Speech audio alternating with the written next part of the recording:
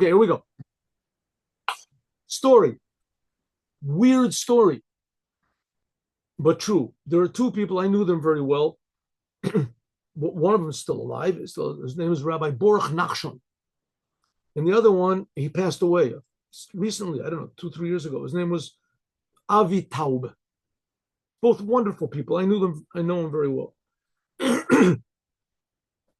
Wonderful. The Rebbe entrusted them to go and fix up the grave sites of the Rebbe's of Chabad in Russia, in the Ukraine, wherever, in White Russia, in Russia.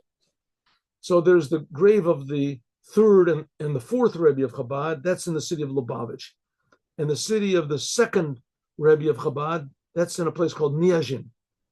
And the grave of the first Rebbe of Chabad, that's who we celebrated yesterday, that's in a town called Hadich.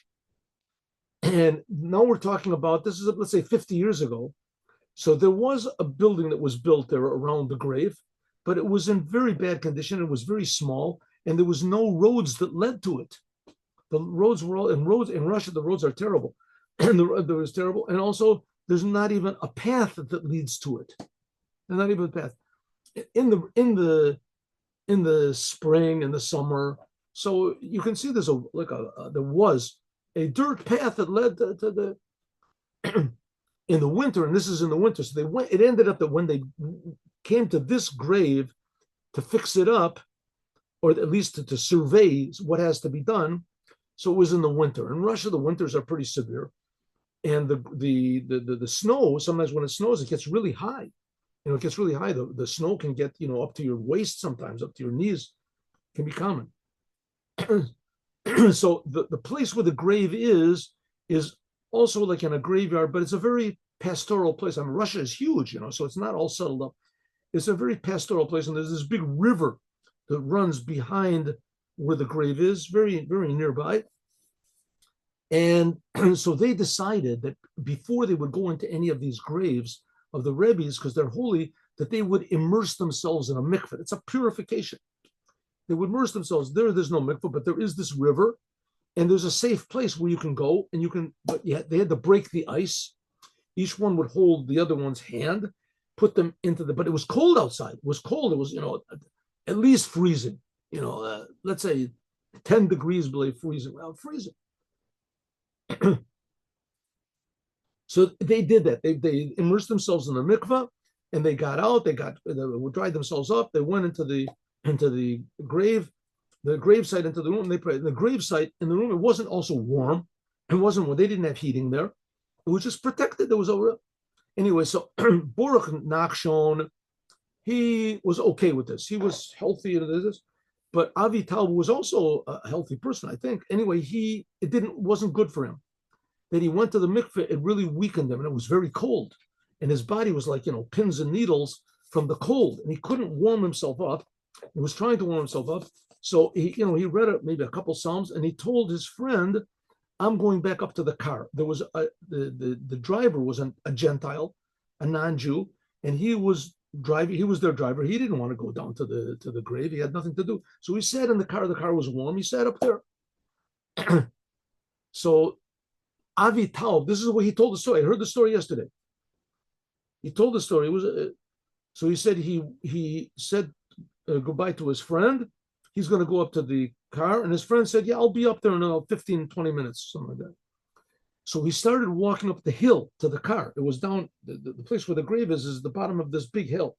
So and there's no roads. So he's walking up the hill to this, and it's snowing really, really heavily. And he sees that it's snowing so heavily that the places where he put his feet, right, there was like filled up after 2 minutes. The snow filled it up. So he put his foot, and his foot, there was into a place where the snow was deep, so it went up to his knee. So his other foot he put up before him, and he couldn't lift the first foot out. It was and he was weak. And the second foot, so he figured he'd go back, and he couldn't lift that foot up either. So because he was weak, and because the snow also made it heavy, and because he himself was already not in such good condition, so he sort of fell down. And when he fell down, he fainted like for a minute or a half a minute or a couple of seconds. And then he came to. and he realized that he was in a bad situation. He realized that his life was in danger. But it was snowing and there was a wind, and his friend was in the building, the small building, but it was so he called out to him, and he realizes his friend wouldn't hear. And the driver, he was up on the hill, he was even further away. And so, and he went unconscious again. So he thought to himself, what's going to be? I mean, if I do faint, then the snow is going to cover me over, and my friend won't even be able to find me. Who knows? But he's going to be another 15 minutes till he comes out. By that time I'll be gone, and he won't be able to find me. Right? It won't see where I am. Who knows how long it'll take until he searches around and he finds where I am. It'll take another half an hour. By that time I won't be alive. So he said, what's going to be? So he said, God help me. God help me. Nothing. So he said, Rebbe, I'm here because of you. Do me a favor and help me. Now, this was when the Rebbe was still, alive and well. Of course, the Rebbe was in New York. So all of a sudden, he looked over and he saw that the Rebbe was standing. That's what he tells the story. He said, I looked and I saw that the Rebbe was standing there. The Rebbe was standing there. Now, this fellow, Avi Taub, he was a businessman, and he was a very successful businessman. He dealt with gems. So he was a very, how do you say, a very normal and, how do you say, want to call it conservative, a normal, regular person, has a nice family. And so he's not a type of a wild, crazy guy. He makes up stories. And so he said he saw the Rebbe standing there, and the Rebbe had a big smile, and the Rebbe reached out his hand, and he said, he reached out his hand that he should take his hands, but he didn't want to hold on to the Rebbe's hand. The Rebbe's a holy person, whatever it was, and he was reluctant to hold on to the Rebbe's hand. So the Rebbe took his gartel. The gartel is like this sort of sash that the Chassidim wore around, and he handed it to him, and he wrapped it around his arm, and the Rebbe said, pull. And he said, I can't. I haven't got any power. I can't. The Rebbe said, pull. And he said, I'm too weak. I just haven't got. The Rebbe said, pull. So he did. He pulled a little bit. All of a sudden, he was out. And he and the Rebbe, they walked on the snow, and they walked to the car, and opened up the door, and he got into the car, and just with his last powers. So he looked at the Rebbe. He was about to faint, and he said to the Rebbe, what was all that? What was all that? And the Rebbe said, don't ask stupid questions. That's what they're, mach nicht kein Klotzkashes. The Rebbe said, no, make up a question. And then the Rebbe closed the door, and the driver of the car, he looked at him, he saw it was all blue. So he said, what happened to you? And he started massaging him and everything like that, and he gave him some warm something to drink, and he came back to himself. He said, but the Rebbe actually was there physically, and he actually physically helped him. Can that be understood? Totally not. Did it happen? 100% it did. He wouldn't make up a thing like that. And if it wasn't for that, he wouldn't have been able to get out. I mean, he was stuck in the snow. So it comes to show us that God helps, and God helps in very unusual ways, and that the tzaddikim are here.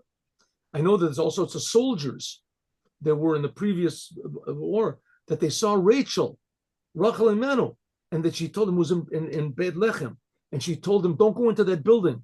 It's this a woman. Oh, don't go into that building. And they asked, "Who is your name?" Rachel Imenu. She says, "Rachel." So the tzaddikim come and they help us, physically, and we need a lot of help, and we're going to get a lot of help to bring Mashiach now. Thanks. Have a good day. See you all tomorrow at 8:00 in the morning with Chassidut and Mashiach now. Shalom. Thank you. Have a wonderful day.